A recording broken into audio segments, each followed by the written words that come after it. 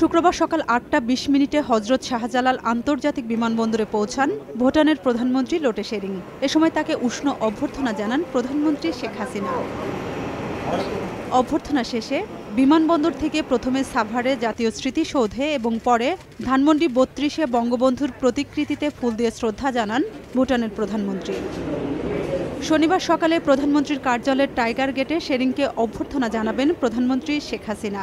এরপর দুই দেশের প্রধানমন্ত্রীর মধ্যে দ্বিপক্ষীয় বৈঠক হবার কথা রয়েছে। বৈঠকে বাংলাদেশের অভ্যন্তরীণ নৌপথ ব্যবহার করে ভুটানের বাণিজ্য সুবিধা ছাড়াও কৃষি ও স্বাস্থ্য খাতে কয়েকটি চুক্তি সই হতে পারে।